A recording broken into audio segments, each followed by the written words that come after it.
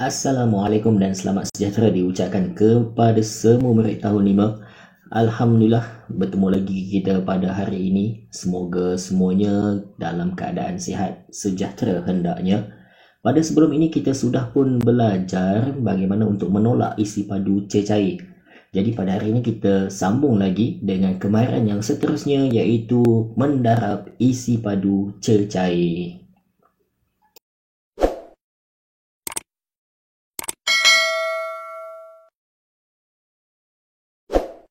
Okey, baik. Kita tengok ada beberapa contoh yang cikgu ingin kongsikan untuk operasi darab isi padu cecair. Okey, kat sini kita tengok contoh yang pertama dahulu.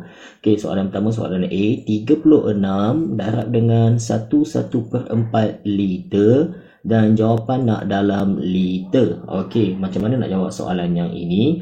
Okey, unitnya sama, dia nak dalam liter tak apa, tapi tak apa, kita abaikan dahulu. Okey, kita darat sahaja macam biasa. Okey, bila melibatkan pecahan, okey, kita perlu tukar dahululah, sebab ini adalah nombor bercampur, jadi kita perlu tukar kepada pecahan tidak wajar dahulu. Okey, ini kita dah pernah belajar sebelum ni pada tajuk pecahan, iaitu nombor kat bawah ni kita perlu darab dan di atas ni kita perlu tambah. Okey, bila kita tukar dia akan menjadi 4 darab 1 4. Okey, mula daripada bawah 4 darab 1 4 tambah 1 5. Jadi dekat sini bila kita tukar dia akan menjadi 5/4. Okey, 1/4 bila kita tukar kepada pecahan tidak wajar dia akan menjadi 5/4. Okey, kemudian bila dah tukar kepada pecahan tak wajar barulah kita boleh darab. Okey, tak apa, darab dengan 36. Walaupun dia terbalik macam ni tak apa, sama je. Okey, jadi kita pun cuba selesaikanlah. Okey, yang ini pun kita dah pernah belajar dalam tajuk pecahan. Okey, darab pecahan. Okey, boleh ulang kaji baliklah untuk tajuk darab pecahan. Okey, kita tengok 4 dengan 36 dekat bawah ni. 4 dengan 36 ni boleh dipermudahkan, okey, dengan sifir 4. Okey, sebab dalam sifir 4 ada 4, dalam sifir 4 juga ada 36. Okey, 4 darab berapa? Dapat 4 darab dengan 1. Okey, 4 darab berapa? Dapat 36 darab dengan 9. Okey, kemudian barulah bila kita permudah barulah mudah untuk kita nak selesaikan lah. Okey, kemudian ke bawah, atas ni kita darab dulu lah. 5 darab 9 45. Kemudian dekat bawah ni kita bahagi dengan 1, tetap dapat 45 lah. Jadi dapat jawapan dekat sini 45. Dan 45 ni adalah jawapannya lah, 45 liter. Okey, sebab kita tak perlu tukar unit pun, sebab soalan dalam liter, jawapan pun nak dalam liter, jadi tiada masalah lah. Okey, sekarang kita tengok soalan yang kedua, soalan B. Contoh yang kedua, 9 darab dengan 1/36 liter, jawapan nak dalam mililiter. Okey, kali ni darab dalam liter tapi jawapan akhir nak dalam mililiter. Okey, tapi tak apa, kita abaikan dahulu jawapan akhir tu, kita selesaikan dahulu yang ini. Okey, yang ini pun kita sebenarnya kemahiran mendarat nombor perpuluhan sebenarnya. Okey, kita darat sahaja satu, kita ambil nombor yang banyak digitnya dulu, 1.36. Okey, darat dengan 9. Okey, bila darat dengan 9 darat sahaja macam biasa. 6 darab 9, okey, 54. 4 dekat bawah, 5 naik atas.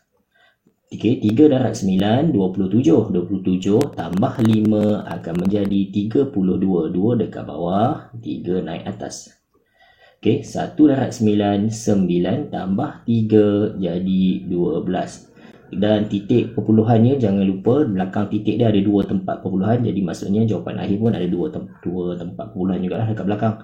Dan ini jawapan ni dalam liter lah, sebab kita dalam liter, jadi jawapan pun masih lagi dalam liter. Tapi jawapan nak dalam mililiter, jadi apa perlu kita buat? Ya, kita kena tukar. Okey, tengok balik rumus. Liter nak pergi ke ml, nak tukar ke ml. Okey, perlu darab dengan 1000. Perlu darab dengan 1000. Jadi maksudnya, sambung lagi, 12.24. Okey, perlu darab dengan 1000. Okey. Okey, untuk darab dengan 1000 tak perlu buat bentuk lazim pun. Okey, tak perlu buat bentuk lazim pun. Kita cukuplah kita gerakkan sahaja titik. Okey, macam ni, 12.24. Kita gerakkan titik. Okey, bila darab maksudnya kita nak gerakkan titik ke arah kanan, dan darab dengan 1000 maksudnya kita nak kena gerakkan 3 kali lah, sebab sifarnya ada 3. Okey, gerakkan ke kanan sebanyak 3 kali. 1 2 dan 3. Titik yang baru berada dekat sini lah. Dan bila dekat sini tak ada nombor, kita letak sifar. Okey, jadi dapatlah jawapan dekat sini 1, 2, titik dah tak ada, 2, 4 sifar. Ataupun jawapannya 12,240 ml. Okey. Okey, sekarang kita tengok pula contoh yang terakhir, contoh C.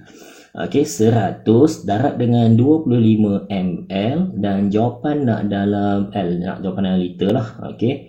Yang ini macam mana pula nak buat? Okey, mudah sahaja. Bila nombor tu darab dengan 10, 100 dan 1000 sebenarnya mudah sebenarnya. Okey, kalau tambah kalau macam ni dia tak ada titik perpuluhan, 25 nombor bulat.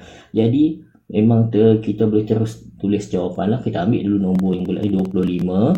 Okey, 25. Kemudian sifar dekat dalam 100 ni ada 2. Jadi letak sahaja 2 sifar dekat belakang ni. Okey, jadi dapat jawapan 2500 ml. Tapi jawapan akhir nak dalam liter.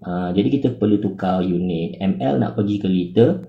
Tengok balik rumus. ml nak pergi ke liter, perlu bahagi. Okey, jadi maksudnya kita pun bahagi. Okey, bahagi. Jadi maksudnya kita perlu bahagi macam ni lah. Okey. 2500. Okey. Bahagi dengan 1000. Okey, bila bahagi dengan 1000, tak perlu buat bentuk lazim pun. Maksudnya macam ni lah. Okey, 2500. Kita nak gerakkan titik. Tapi dia tak ada titik kat sini. Macam mana nak buat? Titiknya berada di belakang. Okey, kalau nombor bulat tu tak ada titik, titiknya berada di belakang. Dan kita gerakkan titik. Okey, nak gerakkan titik ke arah mana? Okey, kalau tadi darab, kita gerakkan ke kanan. Kalau bahagi, kita gerakkan ke kiri. Okey, berapa kali? 3 kali. 1, 2, 3. Titik yang baru berada di antara 2 dan 5 ni lah. Jadi, cara tulis jawapan 2,5. Okey, sifar ni tak tulis pun tak apalah. Okey, jadi dapatlah jawapan 2,5 liter. Okey, itu sahaja yang cikgu ingin kongsikan dengan kamu. Okey, terima kasih.